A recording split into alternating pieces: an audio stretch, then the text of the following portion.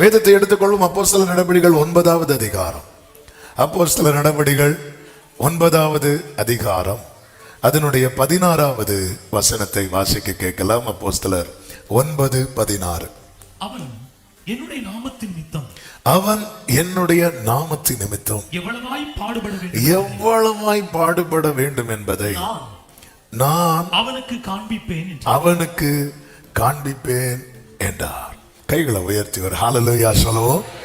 Okay, எல்லாரும் செய்திக்குள்ளே வரும்படி அன்புடன் கேட்டுக்கொள்ளுகிறேன். கர்த்தர் நல்லவர். கடந்த 2 வாரங்களா இந்த வார்த்தை தான் ஆவியானவர் நம்மோடு கூட பேசிக்கொண்டே இருந்தார். எல்லாருக்கும் சோதனை உண்டு. சோதனை இல்லாத ஒரு மனிதனுமே இல்லை. 1 கொரிந்தியர் 10:13 சொல்லப்பட்டிருக்கிறது, மனுஷருக்கு நேரிடுகிற சோதனை என்று சொல்லப்படும். மனுஷனா பிறந்த அவனுக்கு என்ன உண்டு? சோதனை நிச்சயமாக உண்டு.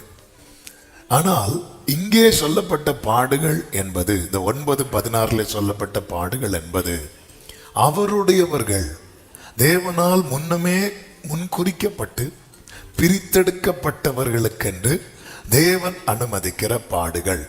இந்த பாடுகளை தண்டனை என்று சொல்ல முடியாது. இந்த பாடுகளுக்கு பிற்பாடு தேவன் வைத்திருக்கிற திட்டம் மிக மிக பெரியது. யோசேப்பு குழியிலே தூக்கி போடப்பட்டு கை கால்களில் விலங்கிடப்பட்டு அடிமை வஸ்திரம் தரிப்பிக்கப்பட்டு எகிப்துக்கு கொண்டு போகப்பட்டது தண்டனை என்று சொல்ல முடியாது. காரணம், தேவ திட்டம் நிறைவேறுவதற்காக தேவன் அவனுக்கு அனுமதித்த பாடுகள். எதற்கு ஒரு டைட்டில் கொடுக்கணும்னா, அவன் போன வாரம் ஒரு டைட்டில் சொன்னேன். என்ன டைட்டில் தெரியுமா? விசேஷித்தவனுடைய பாடுகள். விசேஷித்தவனாய் தேவன் யார் யாரை பிரித்தெடுத்திருக்கிறாரோ அவங்க வாழ்க்கையில தேவன் அனுமதிக்கிற சில பாடுகள் உண்டு. அது மற்றவர்களுக்கு புரிந்து கொள்ள முடியாது. போன வாரம் செய்தியில கேட்டது போல பவுல் கையில ஒரு பாம்பு கடித்த போது எல்லாரும் என்ன சொன்னாங்க தெரியுமா? இவன் யாரு சொன்னாங்க? இவன் கொலைபாதகன் அப்படின்னு சொல்றாங்க. நம்முடைய வாழ்க்கையில சில பிரச்சனைகள், சில போராட்டங்களை நாம் சந்திக்கும் போது நம்ம சூழ்ந்திருக்கிறவங்க இமீடியட்டா ஒரு சர்டிபிகேட்டை டைப் பண்ணி கையில தந்துருவாங்க, உடனே தந்துருவாங்க. அவன் யோபு நண்பர்கள் வந்து அவன் கையில கொடுக்கறாங்க. என்ன கொடுக்கறாங்க? சன்மார்க்கன் எங்கேயாவது தண்டிக்கப்பட்டிருக்கிறானா? யாராவது தப்பு பண்ணாம தண்டிக்கப்பட்டிருக்கிறாங்களா? அதன் அர்த்தம் ஆண்டவரே சொல்லிட்டாரு. அவனை முகாந்திரம் இல்லாம சோதிக்கும்படி கேட்டேன்னு ஆண்டவரே சாத்தான் கிட்ட சொல்றார். ஆண்டவர் சொன்னாலும் நம்ம ஆட்கள் விட மாட்டாங்க. அப்படி கிருபை பெற்றவங்க நம்மளை சுத்தி இருப்பாங்க. ஆமென். ஆனால் அப்படிப்பட்டவங்களுடைய விடுதலைக்காக அவர்கள் நடுவிலே கர்த்தர் யோபுவை நிறுத்தினார். கைகளை உயர்த்தி ஒரு ஹல்லேலூயா சொல்லுங்க பார்க்கலாம். பொதுவாகவே ஒரு வீட்டில் செல்ல பிள்ளை இருப்பாங்க பாருங்க. செல்ல பிள்ளை, இந்த செல்ல பிள்ளையை பொறுத்த வரைக்கும் பார்த்தீங்கன்னா அந்த பிள்ளைக்கு எந்த பேர்டனுமே எந்த பாரமும் வந்துடக்கூடாது அப்படின்னு சொல்லி பொத்தி பொத்தி வளர்ப்பாங்க. பொத்தி பொத்தி சில சொல்லுவாங்க, அப்படி பொத்தி பொத்தி வளர்ப்பாங்க. கேரளாவில் ஒரு டயலாக் சொல்லுவாங்க, கீழே வச்சா எறும்பு கடிக்கும், தலையில வச்சா பேனு கடிக்கும். அதனால பிள்ளைய நான் எங்க வச்சிருக்கிறேன்? இடுப்புலையே வச்சிருக்கிறேன். நீங்க அங்க கீழே வைக்கல. கீழே வச்சா பிள்ளை எது கடிக்குமா? எறும்பு கடிக்கும். சரி, தலையில வச்சா என்ன கடிக்கும்? இப்படி பொத்தி பொத்தி. அவன் பொதுவாகவே உலகத்தின் பார்வையில நேச பிள்ளை, செல்ல பிள்ளை, ஃபேவரேட் பிள்ளைனா அந்த பிள்ளைக்கு எந்த கஷ்டமும் வந்துடக்கூடாதுன்னு நடத்துவாங்க. ஆனால் ஆண்டவர் ஆபிரகாம்கிட்ட சொல்லுவார், உன் ஏகசுதனும் உன் நேசகுமாரன். ஆபிரகாமுக்கு நேசகுமாரன் யாரு? ஈசாக்கு. ஈசாக்கு அழைத்து கொண்டு போய் ஈசாக்கு தலையில எதை தூக்கி வச்சாரு தெரியுமா? ஒரு கட்டு விறக தூக்கி வைக்கிறார். ஆமென். இஸ்மவேல் அனுப்பும் போது இஸ்மவேல் மேல துருத்தி வச்சு அவனுக்கு வலிக்கும்னு சொல்லி இஸ்மவேல் மேல துருத்தி வைக்காம ஆகாருக்கு தலையில துருத்தியை தூக்கி வைக்கிறாரு. ஆனா ஈசாக்கு கொண்டு வரும்போது 2 வேலைக்காரங்க கீழே நிக்கிறாங்க. ஒரு கழுதையும் நிக்குது. கழுதை எதுக்கு நிக்குதுன்னு தெரியல, அப்படி நிக்குது. அதுக்கு மேல விறகு வைக்காம ஈசாக்கு மேல ஒரு பாரத்தை தூக்கி வைக்க காரணம் என்ன அப்படின்னா ஒரே ஆன்சர் தான், இவன் சாதாரண பிள்ளை அல்ல, இவன் நேசகுமாரன். கைகளை உயர்த்தி ஒரு ஆமென் சொல்லுங்க பார்க்கலாம். நேச பிள்ளைகள் பரலோகத்துடைய ஃபேவரைட் பிள்ளைங்க இருப்பாங்க. ஆமென். புதிய பாட்டுல ஆமென், ஒருவர் திரும்ப திரும்ப இவர் என்னுடைய நேசகுமாரன் என்று அறியப்பட்டார். யார் தெரியுமா? இயேசு கிறிஸ்து. அவர் தோள்ல தூக்கி சிலுவையை வச்சிட்டார். என்னுடைய உங்களுடைய அக்கிரமங்கள், பாவங்கள், பார சுமைகள் எல்லாமே அவர் மேல. எதுக்காக இதை சொல்லுகிறேன் என்றால், ஒரு தேவ பிள்ளைக்கு ஒரு தெளிவான பார்வை இருக்க வேண்டும். ஏன் இந்த பாடுகள், ஏன் இந்த நெருக்கங்கள், ஆமென், ஏன் இந்த போராட்டங்கள்? ஒன்றை புரிந்து கொள்ள வேண்டும். நான் எல்லாரையும் போல அல்ல, நான் அவருக்கு நேச பிள்ளை. அதை சொல்றவங்க மட்டும் கைகளை அசைத்து ஹல்லேலூயா சொல்லுங்க பார்க்கலாம். இது என்ன விஷயம்? இஸ்மவேல் மேல துருத்தி இல்ல, ஆனா இஸ்மவேல் தாகம்னு சொல்லும் போது அப்பா பக்கத்துல இல்ல. ஈசாக்கு மேல ஒரு பாரத்தை தூக்கி வைக்கிறாங்க, ஆனா ஈசாக்கு கொஞ்சம் வலிக்கும் போது அப்பா அப்படின்னு கூட்டா பக்கத்துல இருந்து, என்ன மகனே அப்படிங்கிற சவுண்ட் கேக்குது. இருவரும் கூடி போனார்கள், கூடவே இருக்கிறார். ஒரு தேவப்பிள்ளை புரிந்து கொள்ள வேண்டும். நம்ம இந்த பிரச்சனைகள், கஷ்டங்கள், போராட்டங்கள், அவன் போதும். இந்த உயிர் இருக்கிறது வரைக்கும் என்ன உண்டு? போராட்டம் உண்டு. செத்தாலும் விட மாட்டாங்க. யாரெல்லாம் நம்ம பாடி மேல விழுந்து பாடாப்படுத்துவாங்க, ஆமா, என்ன பண்ண போறாங்கன்னு தெரியாது. ஆமே, என்னைக்குமே இந்த பூமியில ஒரு மனுஷன் பிறந்து அவன் ஓட்ட முடிவு வர போராட்டம், நெருக்கம் உண்டு. ஆனா தேவ பிள்ளைங்களுக்கு ஒரு விசேஷமான பாடு உண்டு. ஏன்னா அவன் விசேஷித்தவன். பரலோகத்துடைய போக்கஸ் யார் மேல இருக்குதோ அவனை தான் பிசாசு கண் வைப்பான். இந்த அப்சலோம் என்கிற ஒரு கேரக்டர் பைபிள்ல இருக்கு. அவன் ஒரு பொல்லாங்கனால் உண்டாக்கப்பட்டவன் என்று சொல்லலாம். தாவீதுக்கு மகன் தான். அவனுடைய கிரியைகள் முழுவதுமே கிங்டமுக்கு அகைன்ஸ்டான கிரியை, தாவீதின் ராஜ்யத்துக்கு விரோதமான கிரியை. அவனுடைய டார்கெட்டை யார் தெரியுமா? யார் தாவீது கிட்ட போறாங்களோ அவங்க தான் டார்கெட். காலையில டிப்டாப்பா கிளம்பி வழியில வந்து நின்றுவான். யாராவது நியாயத்துக்காக தாவீது கிட்ட போகும்போது ஹலோ அப்படி கை காட்டுவான். யாராவது அவனுக்கு திருப்பி வணக்கம் வச்சுட்டாங்கன்னு வைங்களேன், ஓடி போய் கட்டிப்பிடித்து முத்தமிட்டு அப்படியே இழுத்துருவான். அநேகரை கவர்ந்து கொண்டான் என்று சொல்லப்பட்டிருக்கிறது. இதுதான் இன்னைக்கும் பிசாசு செய்து கொண்டிருக்கிறான். ஏன்னா இவன் யார்கிட்ட போறான்? இவன் ராஜா கிட்ட போறான். இவன் யாரை நோக்கி போகிறான்? இவன் இயேசுவை நோக்கி போகிறான். யாருடைய பாதை சரியா இயேசுவை நோக்கி காணப்படுகிறதோ அவர்கள் மகிமையை நோக்கி பயணித்துக் கொண்டிருக்கிறார்கள். அவர்கள் நித்தியத்தை நோக்கி பயணித்துக் கொண்டிருக்கிறார்கள். இவர்களை எப்படியாவது விழத்தெழுவதுதான் பிசாசினுடைய நோக்கம். ஆனால் அது நடுவிலே தேவன் அவர்களுக்கென்று சிலவற்றை நியமித்து, அதில் சில தீயின் அனுபவங்கள் இருக்கும், தண்ணீரின் அனுபவங்கள் இருக்கும். இதெல்லாம் எதற்காக? தீயையும் தண்ணீரையும் கடந்து வந்தோம், எங்களுக்கு கொண்டு வந்து விட்டீர். செழிப்பான இடத்துல கைகளை உயர்த்தி ஒரு ஹல்லேலூயா சொல்லுவோமா? ஆமே. கடந்த 2 வார செய்தியை 2 நிமிஷத்துல டச் பண்ணிட்டு இன்னைக்குள்ள செய்திக்குள் போக விரும்புகிறேன். கிறிஸ்து பாடுபட்ட பின்பும் ஏன் எனக்கு இந்த பாடுகள்?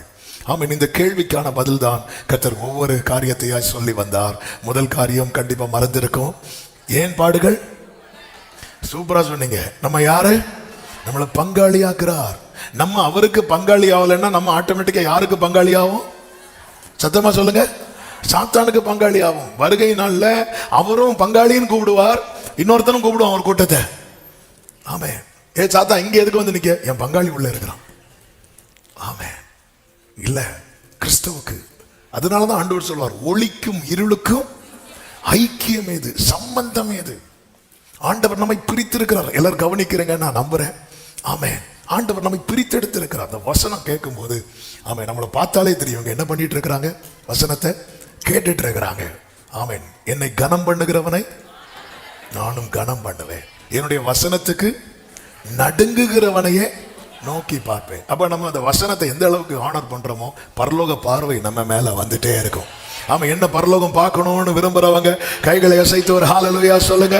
அவன் இந்த நேரத்துல வேற சிந்தைகள் எல்லாம் கொண்டு வரோம். 12 ஆவதில்ல வரும். ஆமா, நீங்க இடம் கொடுக்க கூடாது.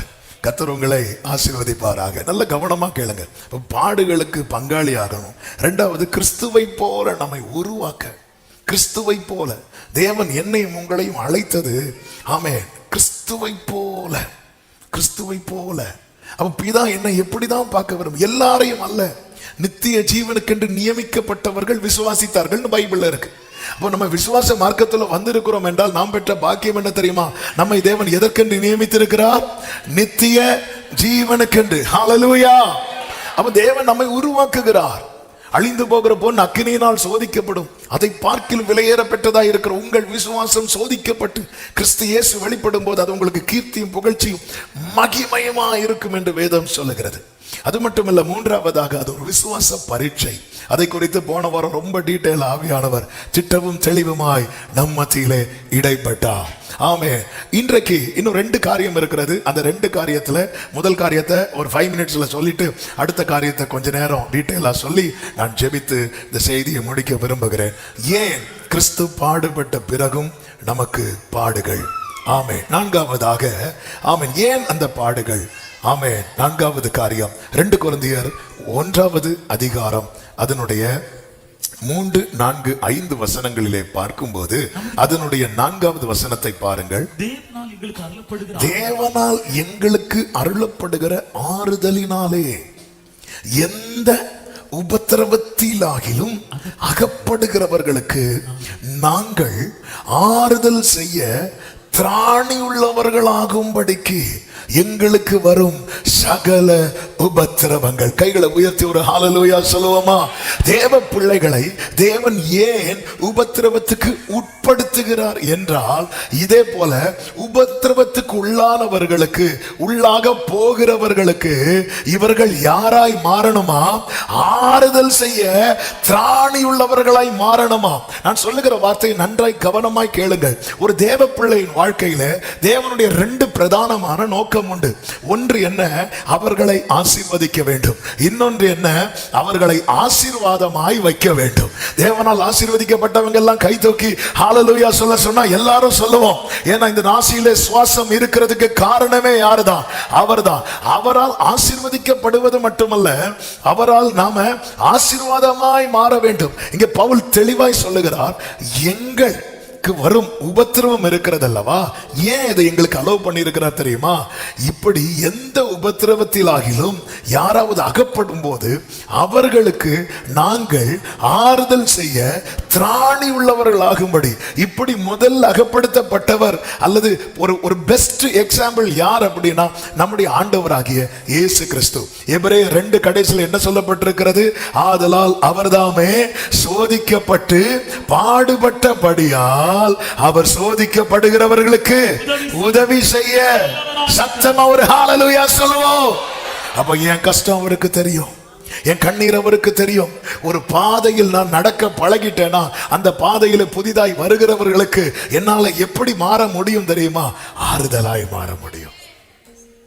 ஏன் ஆண்டவர் இப்படி நடத்துகிறீர்? ஏன் இந்த பாடுகள்? ஆமென். பழைய பாட்டுல ரொம்ப கஷ்டப்பட்ட ஒரு நபரை சொல்லுங்க பார்க்கலாம். ஆமென்.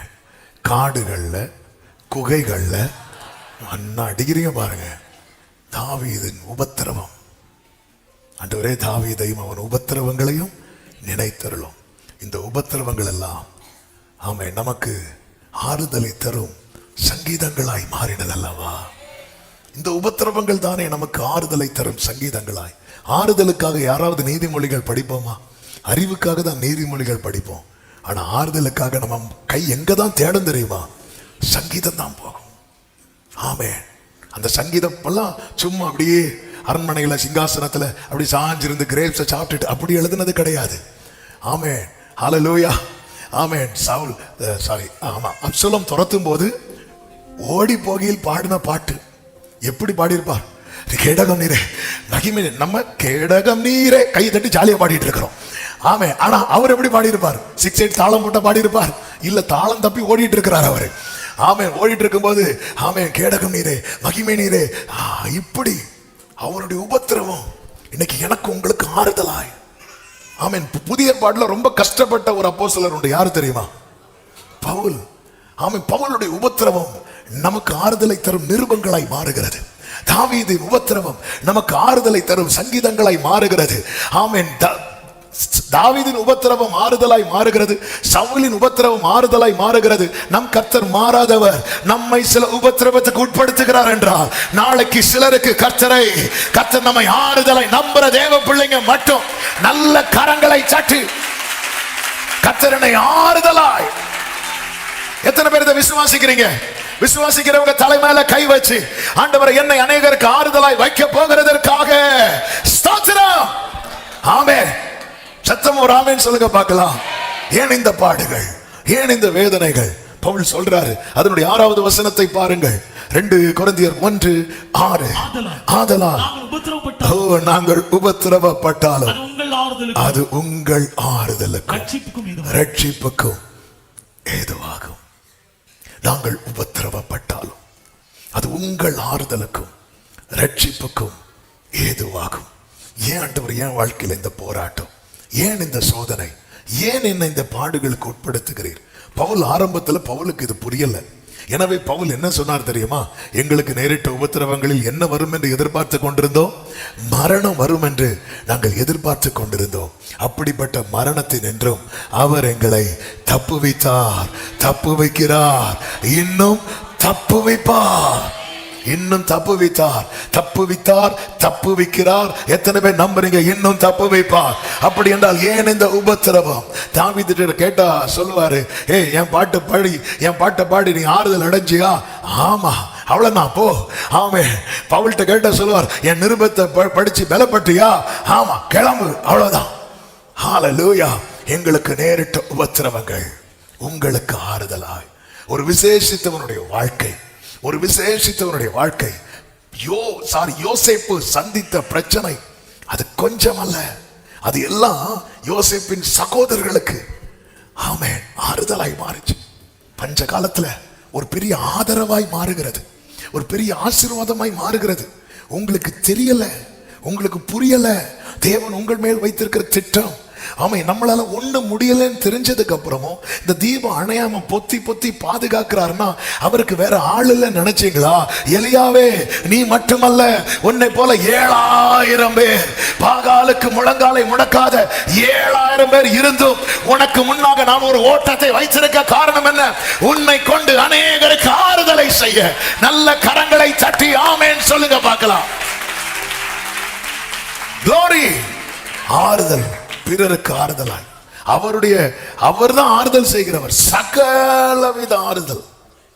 2 கொரிந்தியர் 1:3 சொல்லப்பட்டிருக்கிறது, சகலவிதமான ஆறுதல். அந்த சகலவிதமான ஆறுதல்னா எல்லாரையும் யாரால மட்டும்தான் ஆறுதல் படுத்த முடியும்? தேவனால மட்டும்தான் ஆறுதல் படுத்த முடியும். அதே நேரத்தில் சிலருக்கு ஆறுதலை சிலர் மூலம் வைத்திருப்பார். அவங்க மூலமா மட்டும்தான் அவங்களுக்கு ஆறுதல் கிடைக்கும். ஆமென். பவுலுக்கு ஆறுதல் யார் மூலமா தான் கிடைக்கணும் தெரியுமா? அனனியா மூலமா தான் கிடைக்கும், வச்சிருப்பார். அதே மாதிரிதான் உங்களை கர்த்தர் ஏற்படுத்தி வைத்திருக்கிறார். ஒரு தேவ பிள்ளைக்கு இந்த வெளிச்சம் தேவை. ஆமே, அவர் தான். ஃபாதர் அழகா பாடி இருக்கிறாங்களா, ஆறுதலின் தெய்வமே உம்முடைய திரு சமூகம் எவ்வளவு. ஆண்டவருக்கு தெரியும். ஆமே, கர்த்தருக்கு மாத்திரம் மகிமை உண்டாவதாக. சில நேரத்தில் பாருங்க, ஆலயத்தில் வந்து உட்கார்ந்து இருப்போம், வார்த்தை ஆமே ஆண்டவர் ஏதாவது ஆறுதல் கிடைக்கும்னு பார்க்கும்போது சில நேரத்தில் நமக்கு ஏற்ற ஆறுதல் சில நேரத்தில் கிடைக்காமல் போகும். ஆனால் பக்கத்தில் ஒரு ஆளை வச்சிருப்பார் ஆண்டவர். அவங்க கூட்டு போகும்போது கவலைப்படாதீங்கன்னு சம்பந்தமே இல்லாமல் சொல்லுவாங்க, கவலைப்படாதீங்க எல்லாம் சரியா நடக்கும் அப்படின்னு சொல்லுவாங்க. ரீசெண்டாக கூட அப்படி ஒரு டெஸ்டிமனியை நான் கேள்விப்பட்டேன். நம்மை கர்த்தர் ஆறுதலை வைத்திருப்பார். சிலருக்கு அதனால தான் நம்முடைய வாயில இன்னொருத்தர்கள்ட்ட பேசும்போது கிருபை பொருந்தின வார்த்தைகள் வரணும். அதுக்கு நம்ம முகத்தை பார்த்தாலே தெரியும், இவங்க கிட்ட இப்ப பேசின நம்ம கிட்ட. ஆமே, சில இருக்கிறத பார்த்தா ஐயோ இது மொத்த புத்தகமே. ஆமே, எசேக்கியா பாப்பார்ல, ஐயோ புலம்பல் தவிப்பு. ஆமே, வரும்போதே சொல்லிட்டு ஆண்டவரே இப்படி மட்டும் முகத்தை பார்த்துடவே கூடாது அப்படி நம்மளை பார்க்கும் போதே. ஆமே, ஹல்லேலூயா. ஆமே, இந்த தேவ பிள்ளைக்கு ஆண்டவராக இயேசு கிறிஸ்து எத்தனை பாடுகள் நெருக்கங்கள் இருந்தாலும் அப்பா கிட்ட பேசும்போது அவருடைய முகம் எப்படி இருக்கும் தெரியுமா? பிரகாசிக்கும். தேவ சமூகத்தில் ஒரு தேவ பிள்ளை இப்படி இருக்க பழகணும். கைகளை உயர்த்தி ஒரு ஆமேன் சொல்லுங்க பார்க்கலாம். 5வது ஒரு காரியம் அதுதான். ஆமே, ஏன் இந்த பாடுகள்? 2 கொரிந்தியர் 4வது அதிகாரம் 17வது வசனத்திலே சொல்லப்பட்டிருக்கிறது, காணப்படுகிறவைகளை அல்ல காணப்படாதவைகளை நோக்கி இருக்கிற நமக்கு அதி சீக்கிரத்தில் நீங்கும் லேசான நம்முடைய உபத்திரவம். எல்லாரும் இந்த வார்த்தையை சத்தமா சொல்லுங்க பார்க்கலாம். அதி சீக்கிரத்தில் நீங்கும் லேசான நம்முடைய உபத்திரவம். இது சொல்றது யாரு? பவுலுக்கு என்ன லேசான உபத்திரவம்? பாம்பு கடிச்சதா? ஆமா, நம்ம கொசு கடிச்சாலே ஊரை கூட்டும். ஆமா, இது டெங்குவா? மலேரியா உண்டு. பவுலுக்கு என்ன கடிச்சது? பாம்பு கடிச்சது. கடிச்சது மட்டும் போதல்ல, எல்லாரும் பார்க்கறது வரை அது கையில் என்னதான் பண்ணிட்டு இருக்கு. ஒவ்வொரு உபத்திரவம் பவுலை எப்படி ஷேப் பண்ணுது அப்படின்னா, அவருடைய ஃபோக்கஸ் நித்தியத்தை நோக்கி இருக்கிறது. அதாவது நம்முடைய ஃபோக்கஸ் நித்தியத்தை நோக்கி இருக்குமானால், இங்கே நாம் சந்திக்கிற பிரச்சனை எவ்வளவு பெரிய பிரச்சனையா இருந்தாலும் அது நமக்கு எப்படிதான் தோன்றும் தெரியுமா? லேசான உபத்திரவம்.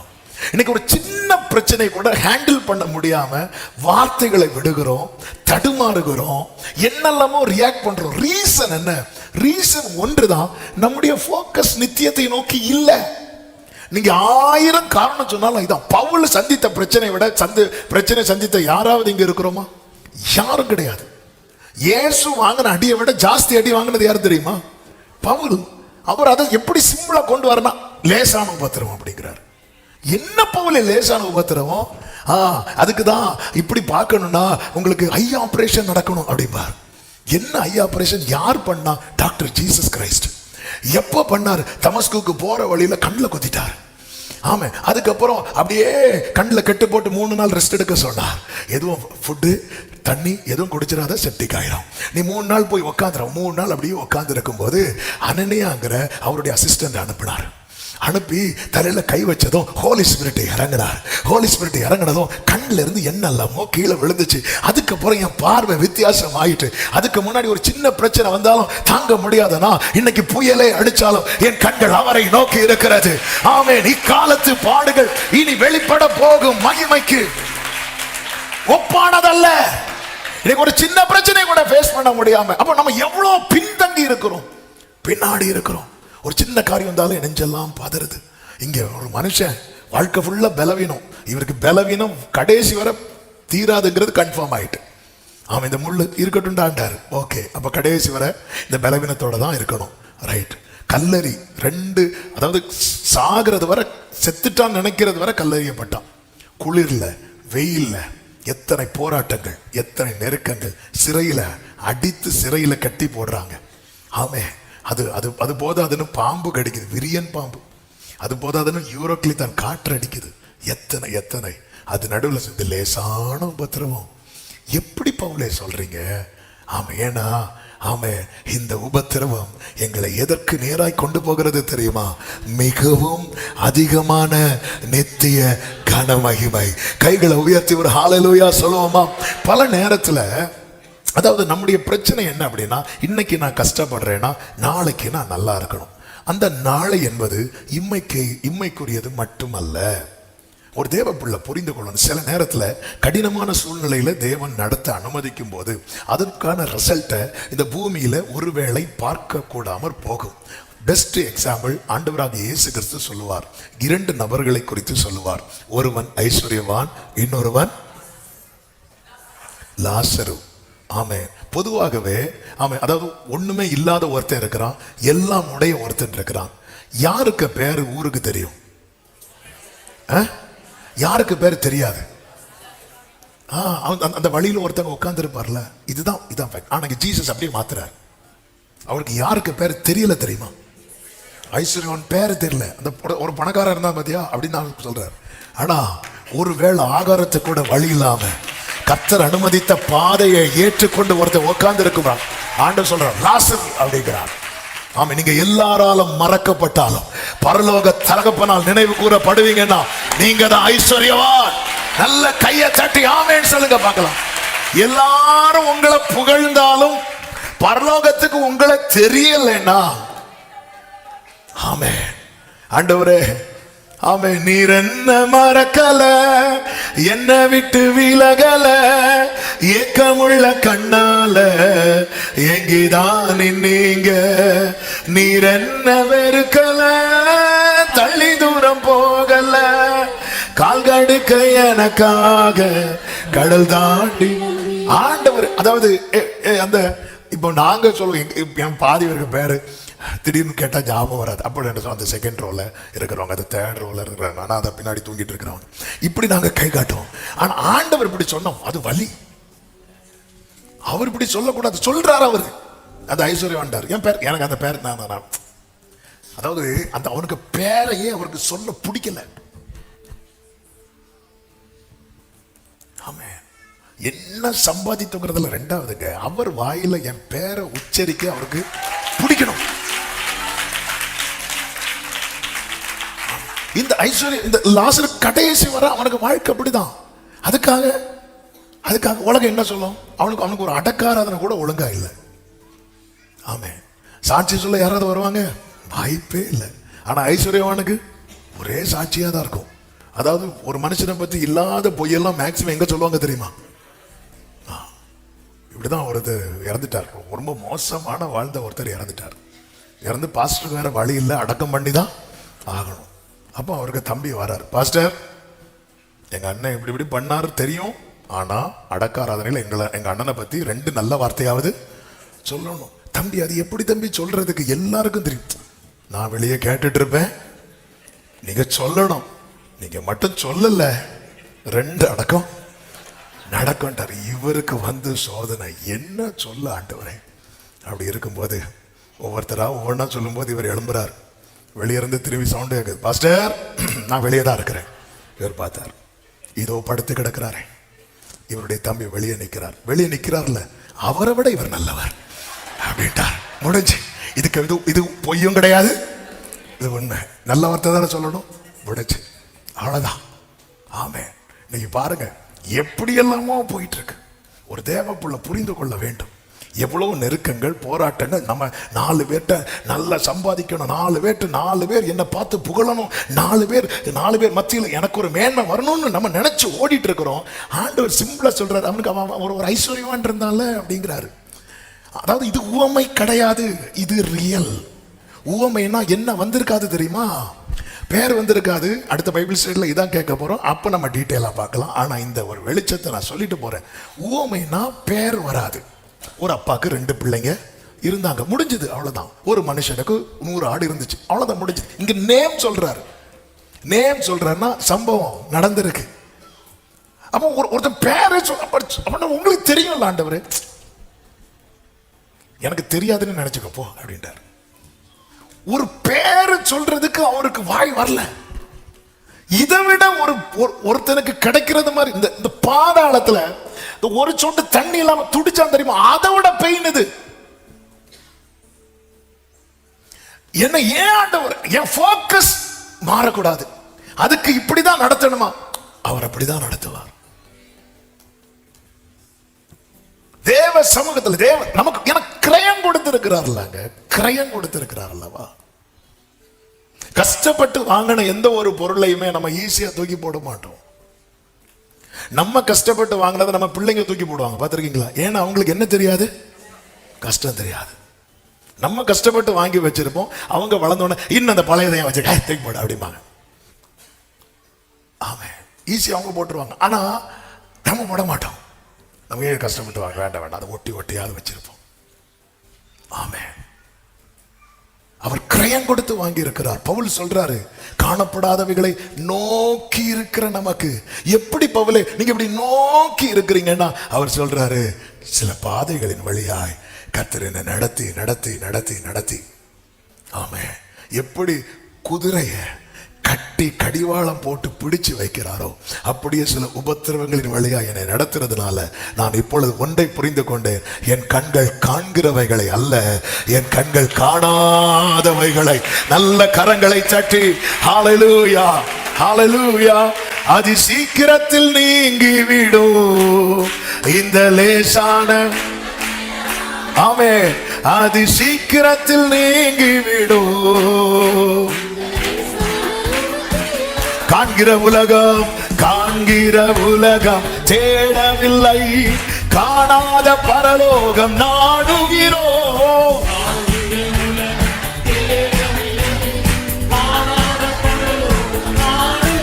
ஆமென். ரோடி நீ சோர்ந்து போகாதே. ஓ, thank you Holy Spirit. நல்ல கவனமா கேளுங்க. ஆமென். அப்போ இது ஏற்கனவே தேவன் எழுதி வைத்த பாதை. தேவன் என்ன எழுதி வைத்திருக்கிறாரோ, நல்ல இந்த வேர்டை கவனிங்க, நமக்கென்று தேவன் என்ன எழுதி வைத்திருக்கிறாரோ அது நடந்துட்டுன்னு வைங்களேன், நமக்கு மகிமை கன்ஃபார்ம். சீஷர்களால எதை அக்செப்ட் பண்ண முடியலன்னா இயேசுவின் பாடுகளை அக்செப்ட் பண்ணவே முடியல. பேதுரு அதான் சொல்வார், இவைகள் உமக்கு நேர், இது நடக்கவே கூடாது அப்படிங்கிறார். ஆமா, எல்லாருக்கும் ஒரு வாய்ஸா இருந்து பேசுறவர் தான் யார் தெரியுமா? பேதுரு. மெதுவா பேதுருவை விட்டு பார்த்தாங்க. லெஃப்ட் ரைட்டு வாங்கினதும் மீதி எல்லாரும் உங்களுக்கு ஏதாவது கேட்கணுமா? ஆமா, இன்னொரு இடத்துல இருக்கும். அதன் பிறகு ஒருவரும் அவரிடத்துல பேச துணியல. ஒரு இது அர்த்தம் என்னன்னு கேட்கல. கேட்டா அடிச்சிருவாரோன்னு ஒரு பயம். ஆமென். இது அக்செப்ட் பண்ணவே முடியல. எம்மாவுக்கு 2 சீஷர்கள் போறாங்க. அவங்களால இயேசு மரித்து அடக்கம் பண்ணப்பட்டு உயிரோடு எழும்பியாச்சு. ஆனாலும் அவர் ஏன் அடிச்சாங்க, அவரை ஏன் சிலுவையில் அரைஞ்சாங்க, இது அவங்களால அக்செப்ட் பண்ணவே முடியல. அக்செப்ட் பண்ண முடியாத ஆண்டவர் மகனே மகளே அப்படியெல்லாம் கூப்பிடல. ஆமென். புத்தி இல்லாதவனே. புத்தி இல்லாதவனா யாரு? முட்டாள். சிம்பிளா அடிச்சிட்டார். சொல்லிட்டு 24வது அதிகாரம் லூக்கா 26, 27 வசனங்களிலே கிறிஸ்து இவ்விதமாய் பாடுபடவும் பிரவேசிக்கவும் வேண்டிய பாடு மகிமை. எல்லாரும் சொல்லுங்க, பாடு மகிமை. சத்தமா சொல்லுங்க. ஆமென். பாடு மகிமை. இவ்விதமாய் என்று சொல்லி மோசே முதலிய சகல தீர்க்கதரிசிகளும் எழுதின வேத வாக்கியங்களை விவரித்து காண்பித்தார். அப்ப நல்ல கவனிங்க. அப்ப கிறிஸ்து பாடுபட்டது ஏற்கனவே எழுதப்பட்டது. ஆமென். நம்முடைய வாழ்க்கை ஏற்கனவே எழுதப்பட்டிருக்கிறது. அதன் வழியாய் நடந்தால் மட்டும்தான் எழுதப்பட்ட நியமிக்கப்பட்ட நித்திய ஜீவனை, மகிமையை நாம் சுதந்தரிக்க முடியும். வேற ட்ராக்கே கிடையாது. இப்போ ஒரு கேள்வி கேட்கிறேன். ஆமென். இயேசு கிறிஸ்து கெத்செமனே தோட்டத்துல வச்சு அழுவார், ஜெபம் பண்ணுவார். இந்த பாத்திரம் என்னை விட்டு, இப்போ பிதாவால இதை நீக்க முடியுமா முடியாதா? முடியும். அப்படி நீக்கி இருந்து இந்த அதாவது பாடு மரணத்துக்கு உட்படுத்தாம நம்மளை பிதா நினைச்சா ரட்சிக்க முடியுமா முடியாதா? முடியும். ஏன்னா இயேசு அந்த ஜெபத்திலே சொல்வார், மார்க்ல இருக்கு, எல்லாம் செய்ய உம்மால் கூடும். ஐயோ இப்படி சொல்லிட்டாரு வேற, அப்படி அல்ல. அப்ப சப்போஸ் ஒருவேளை இயேசு ஜெபம் பண்ணி அந்த பாத்திரம் நீக்கிட்டாருன்னு வைங்களேன், ரட்சிப்பின் கிரியும் நடந்துட்டேன்னு வைங்களேன். ஆனா எது மிஸ் ஆகும் தெரியுமா? அவர் பிறந்ததுல இருந்து எழுதியிருக்கிறபடிங்கிறது எதோட முடியும் தெரியுமா? கெத்செமனே தோட்டத்தோட முடியும். அதுக்கப்புறம் உள்ளது எழுதி இருக்கிறதெல்லாம் என்ன இல்லாம ஆயிரும், வேல்யூ இல்லாம ஆயிரும். ஆமே. அதனாலதான் பேதுரு கத்தி எடுக்கும் போது, உன் பட்டயத்தை உரையில போடு, நான் வேண்டிக் கொண்டால் 12 லேகியோனுக்கும் அதிகமான தூதர்களை பிதா அனுப்பாமல் இருப்பாரா? ஆகிலும் அப்படி நான் செய்வேனே ஆகில் இப்படி நடக்கும் என்று எழுதப்பட்ட வேத வாக்கியங்கள் எப்படி நிறைவேறும்? எனவேதான் 1 கொரிந்தியர் 15வது அதிகாரம் 3வது வசனம் 4வது வசனத்திலே சொல்லப்பட்டிருக்கிறது, கிறிஸ்துவானவர் வேத வாக்கியங்களின்படி நமது பாவங்களுக்காக மரித்து அடக்கம் பண்ணப்பட்டு 3ஆம் நாளில் உயிர் தெழுந்து. கைகளை உயர்த்தி ஒரு ஹல்லேலூயா சொல்லுங்க. அப்ப எழுதி இருக்கிறபடி யாருடைய ஓட்டம் முடிகிறதோ அவங்க வாழ்க்கை தான் எழுதி இருக்கிறபடி மீண்டும் எழும்பும். ஹல்லேலூயா. ஒரே ஒரு ஜெபத்தை பண்ணுங்க. என்ன? ஆண்டவரே, நீங்க எழுதி இருக்கிற பாதையில என்ன நடத்துங்கப்பா. அது பாடுகளின் பாதையெல்லாம் 2வது. இது நீங்க எழுதி இருக்கிறீங்களா, அதை விட்டு என்ன வெளியே கொண்டு போயிடாதீங்க, என்ன நீங்க நடத்துங்க. சில வேதனை நம்மளால தாங்க முடியாததுனால ஜெபம் பண்ணோம், இந்த பாத்திரம் என்ன விட்டு நீங்க. அந்த ஜெபம் தப்பு கிடையாது, இயேசு காண்பித்து தந்த ஜெபம். ஆனா அதோடு கூட இன்னொரு ஆழமான ஒரு வார்த்தையை ஆட் பண்றார், ஆகிலும் என்னுடைய சித்தத்தின் படி அல்ல, உம்முடைய சித்தத்தின் படி. நம்ம எல்லாம் நமக்கு ஏற்றார் போல ஜெபத்தை மாத்துவோம். அவர் ஜெபிக்க சொல்லி கொடுத்தார், எங்கள் கடனாளிகளுக்கு நாங்கள் மன்னித்தது போல. ஒருத்தர் இப்படி ஜெபம் பண்றார், ஒருவேளை நாங்க மன்னிக்கலைனாலும் நீர் எங்களுக்கு. அது அர்த்தம் என்னன்னா, இவருக்கு என்ன மனசு இல்ல, அவரை மன்னிக்க மனசு இல்ல. அவர் என்ன சொல்லி கொடுக்கிறார், இந்த பாத்திரம் என்ன விட்டு நீங்க நீ ஜெபம் பண்ணு, தப்பு கிடையாது. ஆனா அதை எப்படி ஜெபம் பண்ணணும் தெரியுமா? ஆகிலும் என் சித்தம் அல்ல. எபிரேயர் 12:2 சொல்லப்பட்டிருக்கிறது, தமக்கு முன் வைக்கப்பட்டிருக்கும் சந்தோஷத்தின் பொருட்டு அவமானத்தை எண்ணாமல் சிலுவையை சகித்து தேவனுடைய வலது பாரிசத்தில், சிங்காசனத்தின் வலது பாரிசத்தில் வீட்டிருக்கிறார். அந்த மேன்மையை பார்க்கணும், அந்த மகிமையை பார்க்கணும். அதற்கு நேராக என்னை கொண்டு செல்லதான். இதற்கு ஒரு தேவ பிள்ளைக்கு என்ன தேவை தெரியுமா? எபிரேயர் 12வது அதிகாரம் அதனுடைய 4வது வசனத்திலே சொல்லப்பட்டிருக்கிறது. பாவத்துக்கு இந்த வேர்டை நல்லா கவனிக்கணும். பாவத்துக்கு விரோதமாய் போராடுகிறதில் ரத்தம் சிந்தப்படத்தக்கதாக நீங்கள் இன்னும் எதிர்த்து நிக்கல. நம்ம எதுக்கு விரோதமா போராடணும்? பிசாசுக்கு விரோதமா போராடணும், அப்புறம் பாவத்துக்கு விரோதமாய் போராடணும். ரோமர் 12:2 சொல்லப்பட்டிருக்கும், உலகத்துக்கு விரோதமாய், உலக ஆசைகள், உலக காரியங்கள், உலகத்துக்கு ஒத்த வேஷங்கள், இதுக்கு அகைன்ஸ்டா போராடணும். இங்கே சொல்லப்பட்டிருக்கு பாவத்துக்கு விரோதமாய் போராடுகிறதில். இயேசு கிறிஸ்து போராடினதின் அடையாளம் என்ன தெரியுமா? அவர் பிலாத்துவோடு சமரசமாகவில்லை. அவர் மட்டும் பிலாத்துவை கொஞ்சம் கன்வின்ஸ் பண்ணியிருந்தா சாப்டர் வேற. சமரசம். ஏரோதை கவரும்படி எதுவுமே செய்யவில்லை. ஏரோதை கவரும்படி எதுவுமே செய்யவில்லை. அவரை சுத்தி நிந்திக்கிறாங்க. அவங்க வாய் அடைக்கிறதுக்கு என்ன செஞ்சா போதும்? சிலுவையிலிருந்து இறங்கினா போதும். இறங்கல. ஆமே. இன்னைக்கு பிலாத்துவோடு சமரசம், ஏரோதுவை கவரும்படியாய் என்னெல்லாம் செய்யணுமோ அதை செய்யறோம். ஆமே. நம்மளை சுத்தி யாராவது பேசினா அவங்க வாய் அடைக்க உடனே மாம்சீகமாய் செயல்படுகிறது. ஆண்டவர் சொல்ல, நீ பாவத்துக்கு விரோதமாய் போராடுகிறதில் ரத்தம் சிந்தப்படத்தக்கதாய். இதனால அவருக்கு ரத்தம் சிந்தப்பட்டது. நீங்க இன்னும் எதிர்த்து நிற்கவில்லையே. யோசேப்பை பாருங்க, பாவத்துக்கு விரோதமாய் போராடுகிறான். எப்பவுமே ஒரு உயர்வு வரும்போது பாவத்துக்கான வாசல் ஓப்பனாக நிறைய வாய்ப்பு இருக்கிறது என்பதை ஒரு தேவ பிள்ளை புரிந்து கொள்ள வேண்டும். சிறையில் இருக்கும்போது அவன் பாவம் செய்வதற்கான வாய்ப்பு குறைவு. அரண்மனையில் இருக்கும்போது பாவம் செய்வதற்கான வாய்ப்பு அதிகம். காடுகளிலும் குகைகளிலும் இருந்தபோது தாவீதுக்கு பாவம் செய்வதற்கான வாய்ப்பு மிக மிக மிக மிக குறைவு. ஆனால் வீட்டில், அரண்மனையில், பால்கனியில் உலாவும் போது பாவம் செய்வதற்கான வாசல் அதிகம். நமக்கு தேவன் ஒரு நன்மை தரும்போது, நம்முடைய எல்லைகளை கர்த்தர் விரிவாக்கும் போது, பாவத்துக்கான டோரும் இன்னொரு பக்கத்தில் பிசாசானவன் திறந்து வைப்பான். ஆவியானவர் சபைகளுக்கு சொல்லுகிறதை காதுள்ளவன் கேட்க கடவன். எனவே ஒவ்வொரு நன்மை வரும்போதும் தேவ பிள்ளைகள் தேவ சமூகத்தை நடுக்கத்தோடு தங்களை விட்டு கொடுக்க, அர்ப்பணிக்க பழக வேண்டும். இந்த யோசேப்பை பொறுத்த வரைக்கும் அவன் போர்த்திபாரின் வீட்டில் நல்ல ஒரு பொசிஷன் அவனுக்கு கொடுக்கப்படுகிறது. போர்த்திபாரின் மனைவி அவனை பாவம் செய்ய நிர்பந்திக்கிறாள். வேதம் சொல்லுகிறது 39 ஆதியாகமம் 10வது வசனத்துல, டெய்லி அவன் கிட்ட பேசிட்டே இருக்கிறான். நித்தம் யோசேப்போட பேசி கொண்டு வந்தும் அவன் அவளுடனே சயனிக்கவும் அவளுடனே இருக்கவும் சம்மதி. அவ கூட இருக்க மாட்டான். அப்படி யோசேப்பு கொஞ்சம் உட்காரு, எனக்கு வேலை இருக்குன்னு சொல்லிட்டு போயிடுவான். கூட உட்கார மாட்டான். அவன் தன்னை காத்து கொண்டான். அவன் சம்மதிக்கவில்லை. ஒரு கட்டம் தாண்டின போது அவள் அவனை பலவந்தம் பண்ணுகிறாள். அப்பொழுது அவன் எப்படி போராடினான் தெரியுமா? அவளை விட்டு ஓடி போனான். இதனால அவனுக்கு என்ன போச்சு? வேலை போச்சு. இன்னைக்கு நிறைய பேர் வேலை போயிடக்கூடாதுன்னு சில காரியங்களுக்கு சமரசமாகி கொள்ளுகிறார்கள். மகிமைதான் மிக மிக பிரஷியஸ் ஆனது.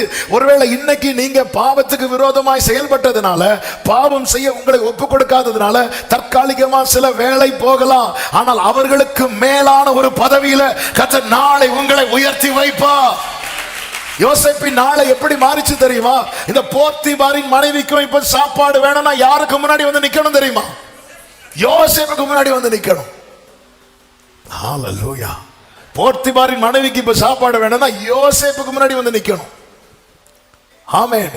பாவத்துக்கு விரோதமாய் போராடுகிறதில் ரத்தம் சிந்தப்படத்தக்க, அதுக்கு ஒரு கிரயம் கொடுக்கணும்.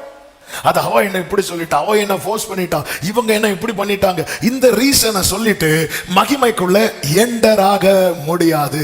யோசேப்பு பார்த்தா, நான் டெய்லி போக டெய்லி இப்படி பேசிட்டு இருக்கிறதுனால பிரச்சனை, அங்கேயே வேண்டாம்னு சொல்லிட்டு ஓடிட்டான். ஆமென். தானியேலை பாருங்க. ஆமென். தானியேல் 1:8 சொல்லப்பட்டிருக்கிறது, தன்னை தீட்டுப்படுத்தாதபடிக்கு ஆமென் அவன் இருதயத்திலே தீர்மானம் பண்ணி கொண்டான். தானியேலும் பாபிலோன்ல ஒரு உயரமான ஸ்தானத்தில் இருக்கிறான். ஆமென். அங்க ராஜாவின் போஜனம் உட்கொள்ளணும். அங்கே அதிகம் விக்கிரகங்களுக்கு படைக்கப்பட்டது. இவன் யூத மார்க்கத்தான் இதை ரொம்ப பார்ப்பாங்க. நமக்கு தெரியும், ஆண்டவர் பேதுருக்கு ஒரு தரிசனம் காட்டும் போது ஆண்டவர்கிட்டயே தன் மார்க்கத்தை வெளிப்படுத்தினவன் தான் யார் தெரியுமா? பேதுரு, ஒரு யூதன். அப்ப இவங்க தன்னை தீட்டுப்படுத்திடக்கூடாது என்பதில் உறுதியாயிருக்கிறான். இதுக்கு நான் இப்படி எஸ் சொல்லலைன்னா எனக்கு வேலை போயிடும், என்ன திருப்பி அடிமைத்தனத்துக்குள்ள கொண்டு போயிடும். அதை அவன் யோசிக்கவே இல்லை. பாவத்துக்கு விரோதமாய் போராடுகிறான். இந்த நாட்களிலே ஒரு தேவ பிள்ளை இப்படி பழக வேண்டும். முடியலையே, ஆண்டவர்கிட்ட கிருபையை கேட்கணும். ஆண்டவரே கிருபை தருவீராக. யோசேப்பு பாவத்துக்கு விரோதமாய் போராடுகிறது எதிர்த்து நிற்கிறது மட்டும் இல்ல, எங்கிருந்து ஓடணும் அங்க ஓட பழகணும். ஒரு ஆமேன் சொல்லுங்க பார்க்கலாம். ஆமேன். யெகூவை பாருங்கள், அவனுக்கு அபிஷேகம் கிடைச்ச வேகத்துல வேகமா ஓடி வரும்போது யேசபேல் என்ன பண்றா, கண்மையெல்லாம் போட்டுட்டு அப்படி எத்தி பாக்குறான். எத்தி பேச ஆரம்பிச்சது அங்க யார் இருக்கிறான்னு கேட்கிறான். ஏன்னா நம்ம ஆளுக்கு இப்பதான் என்ன கிடைச்சிருக்கு, அபிஷேகம். சிலருக்கு வந்த வேகத்துல அபிஷேகம் எந்த வேகத்துல கிடைக்குதோ அதே வேகத்துல போயிடும். அவ்வளவுதான். ஆமன். காலையில தான் கிடைச்சி, சாயங்காலம் போச்சு, முடிஞ்சது. ஆமன். இவ பேச ஆரம்பிச்சு, யெகூவே சுகமா அப்படின்னு சொன்ன அங்க யார் இருக்கிறான், அவளை தள்ளி போடு அப்படிங்கிறான். அவன் இடம் கொடுக்கல, பேச்சுக்கு இடம் கொடுக்கல. ஆமென். ஹல்லேலூயா. ஒரு தேவ பிள்ளை புரிந்து கொள்ள வேண்டும். காரணம் நன்றாய் புரிந்து கொள்ளுங்கள், நன்றாய் புரிந்து கொள்ளுங்கள். திடீர் மரணம். நேற்று கூட ஒரு ஒரு ஒரு ஆக்டருடைய ஒரு திடீர் மரணம் நியூஸ்ல வந்துச்சு. வாழ்க்கைங்கிறது இப்படிதாங்க, இவ்வளவுதான் முடிஞ்சது, இவ்வளவுதான்.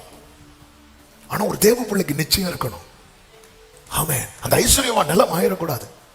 அந்த ஐஸ்வர்யவான அதை டச் பண்ணாலும் சொல்றேன், எங்க அவன் வீட்டுல அந்த ஆண்டவர் சொன்ன காரியத்தை வச்சு பார்க்கும்போது அவனுக்கு நியாயப்பிரமாணம் எல்லாம் தெரிஞ்சிருக்கு, எல்லாமே தெரிஞ்சிருக்கு, எல்லாமே தெரிஞ்சிருக்கு.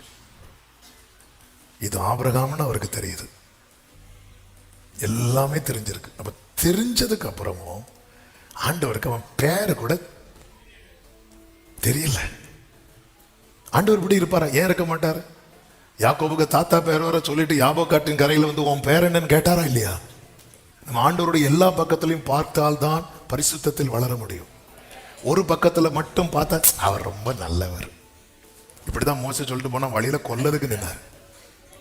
ஆமென். ஆண்டவர், அதாவது எல்லா பக்கத்திலையும் நம்ம உருவாக்கப்படணும்னா ஆண்டவருடைய எல்லா பக்கத்தையும் பார்க்கணும். ஆமென்.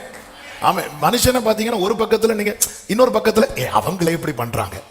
இன்னைக்கு நிறைய நம்ம இப்படி தானே சால்வ் பண்றோம். இவங்களே இப்படி பண்றாங்க பாரு, இவங்களே சேர்ல தூங்கிட்டு இருக்காங்க, நான் லைட்டா தானே தூங்கினேன்.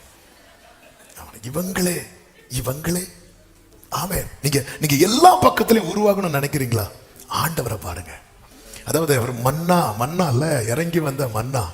அந்த மன்னாவை இப்படி எடுத்து பார்த்தா அது அது வந்து ஒரு பக்கம் அப்படி அப்படி குத்துற மாதிரி, இன்னொரு பக்கம் சாஃப்டா அப்படி இருக்காது. எல்லா பக்கம் ஒரே ஷேப், எந்த பக்கம் பார்த்தாலும் ஒரே மாதிரி. இதுதான் ஜீசஸ், இதுதான் ஜீசஸ். இது இது சண்டே வந்து அந்நிய பாஷை, வீட்டில் போய் வேற ஏதோ பாஷை, அப்படி கிடையாது. எந்த பக்கம் திருப்பி பார்த்தாலும் நீங்க எல்லா பக்கத்திலையும் உருவாகணும்னு விரும்புறீங்களா? உங்க முன்னாடி ஒரே ஒருத்தரை மட்டும் செட் பண்ணுங்க, அவருடைய பெயர் ஜீசஸ் கிரைஸ்ட். வேற யாரை பார்த்தாலும் ஒரு பக்கம் அப்படி நீங்க உருவாகி வருவீங்க, இன்னொரு பக்கத்தை பார்த்தா இதுக்கு நானே பரவாயில்ல. ஆமென். ஹல்லேலூயா. அதனாலதான் பவுலுக்கு, பவுல் வந்ததும் கொண்டாடணும் மாலையெல்லாம் போடும்போது பவுல் வஸ்திரத்தை கிழிச்சு காட்டுறாரு, இங்க பாரு நான் உன்னை விட மோசமானவன், நான் எவ்வளவு பலவீனமானவன் தெரியுமா? ஹல்லேலூயா. ஆண்டவருக்கு மாத்திரம் மகிமை உண்டாவதாக. இந்த யெகூவை பாருங்கள், அவன் அபிஷேகம் நஷ்டமாயிடக்கூடாது. அவன் போராடுறான். அந்த யேசபேலுடைய வார்த்தைக்கே இடம் கொடுக்கவில்லை. பேதுருவை பாருங்கள், பணத்துக்கு விலை போகல. அவனுக்கு ஒரு கிஃப்ட் இருக்கு. சீமோன் பணத்தை கொண்டு வரான். பணத்தை கொண்டு வந்துட்டு இதை வாங்கிட்டு எனக்கு அப்படியே பிளஸ் பண்ணி அந்த கிஃப்ட் ஒன்று தந்து விடுங்க. என்னைக்குமே புரிஞ்சுங்க, ஒவ்வொருத்தரும் ஒவ்வொரு தொழிலில் இருக்கிறீங்க, ஒவ்வொரு அந்தந்த ப்ரொஃபஷனுக்குன்னு ஒரு எத்திக்ஸ் இருக்கிறது. அதை வந்து மாற்றிடக்கூடாது.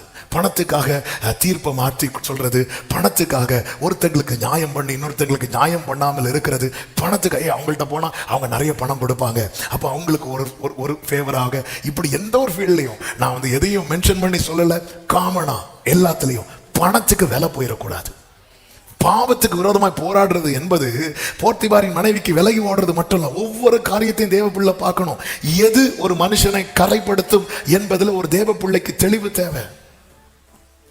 ஆமென். ஹல்லேலூயா.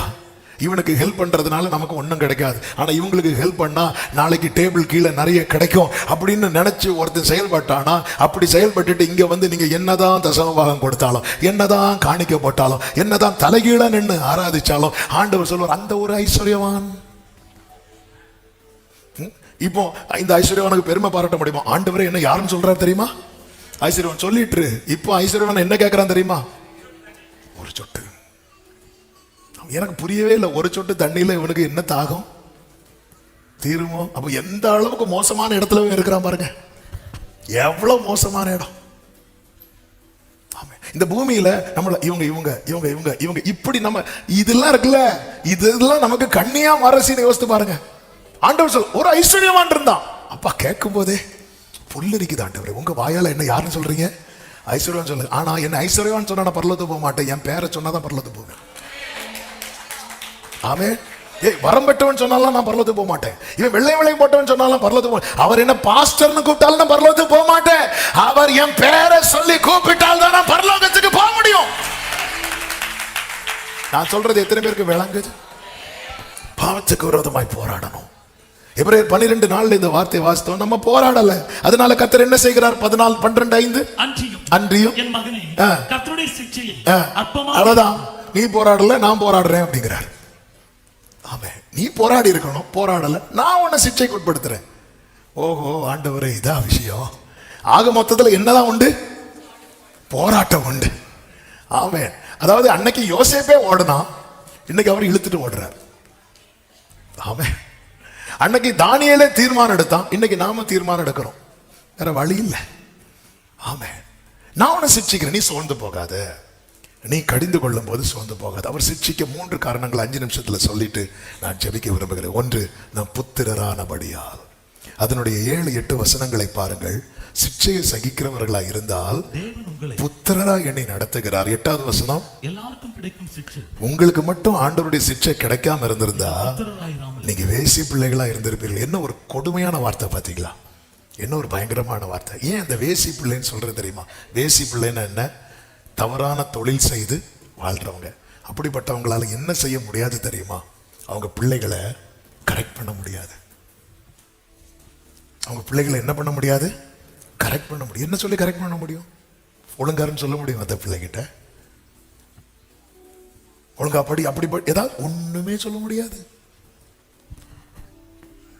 ஆண்டவர் சொல்றார், நான் உன்னை சிட்சிக்க காரணம் என்ன தெரியுமா? நீ பரலோக தகப்பனுடைய பிள்ளை. ஆமே ஆமேன். சத்தம் ஒரு ஆமேன் சொல்லுங்க. யாக்கோபு சிட்சிக்கப்பட்டான், கைவிடப்படவில்லை. தாவீது சிட்சிக்கப்பட்டான், மறக்கப்படவில்லை. யோபு சிட்சிக்கப்பட்டான், அழைப்பை விட்டு தூரம் போக கர்த்தர் விடவில்லை. தகப்பன் சிட்சிக்கிறார். ஏன் சிட்சிக்கிறார்? நாம் போராடல. நாம் போராட தவறின போது கர்த்தர் சிட்சிக்கிறார்.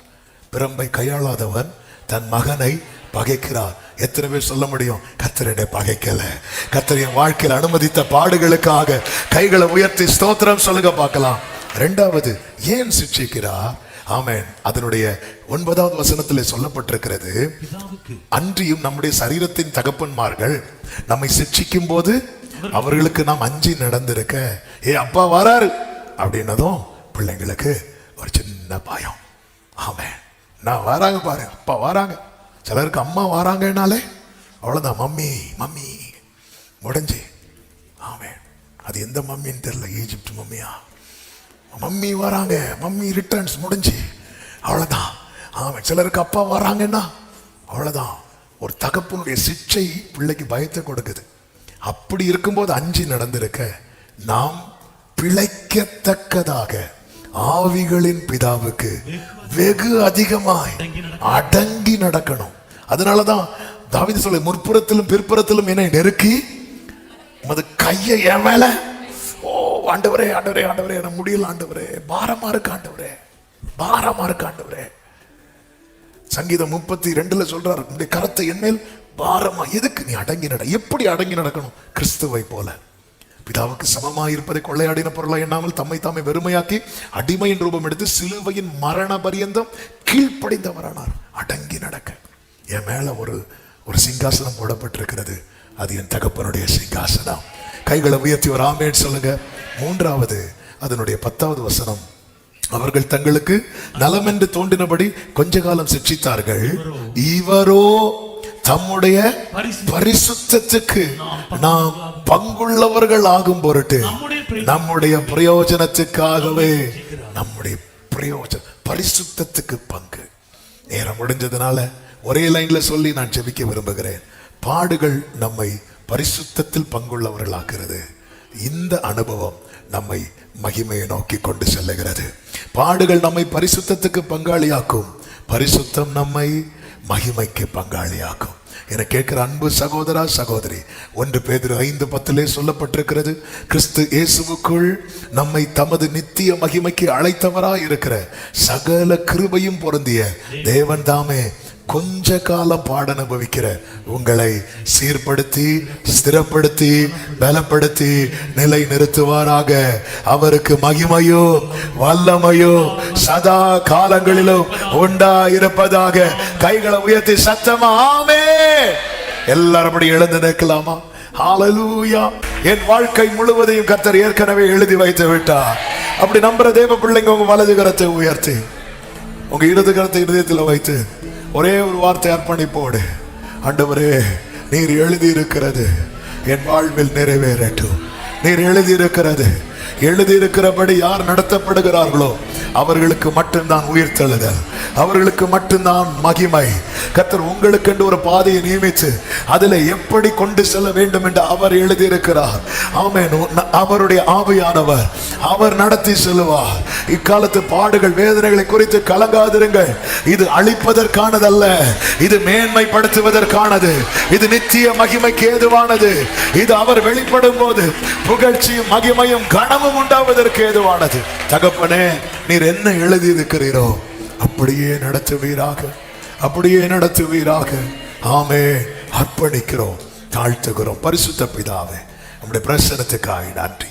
உங்க சமூகத்தில் கிருபையா எங்களை கூடி வர வைத்து பாட துதிக்க ஆராதிக்க கிருபை செய்து எங்களோடு பேசினீர். 3 வாரங்களாய் இந்த வார்த்தைகளை கொண்டு பேசி வந்த அன்புக்காக நன்றி.